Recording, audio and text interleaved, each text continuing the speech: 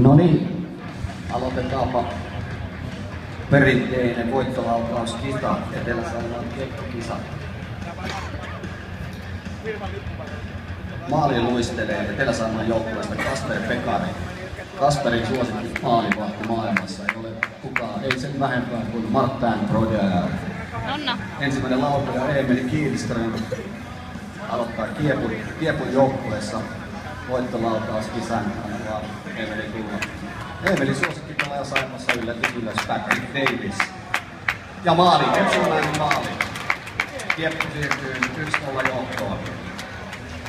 Etelä-Saimaan ensimmäinen laukaja Christian Schenk. Christianin suosikkipelaaja Saima keltapaidoissa on Per Savilahti Nakander. Vauhti on kyllä erinomainen harrautus tulee.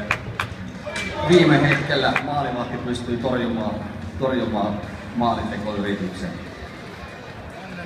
Kiepun toinen lautoja Jesse Sirkkunen. Kuva Jesse. Jesse Sirkkusen suosikkipelaaja Saimassa Jesse Mankinen.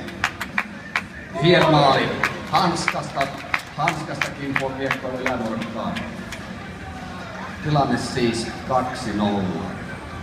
Etelä-Saimaan seuraava laukoja Jere Reinikka. Jere suosikkipelaaja Stefano Gigliatti. Ei maalia. Ja seuraava laukoja Kieppo kolmas laukoja Nestori Sirenne. Nestori suosikkipelaaja on myöskin Jesse Mankinen. Maali. Kieppu 3-0 johdossa.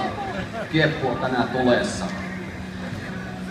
Ei anneta Kasperin Pekarille valitettavasti mahdollisuuksia. Ja viimeinen laukaja Etelä-Saimaalta Manu Ontronen.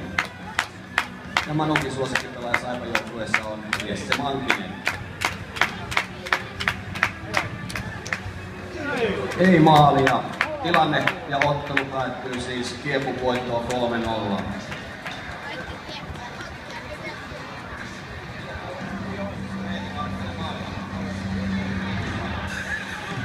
Veeti Hyvärinen, Kiepun maalivahti, kolme voittolaukausta, kaikki torjuttu. Miltä tuntuu?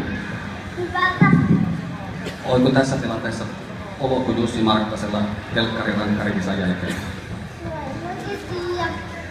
Kiitoksia, ei muuta kuin varusteet pois.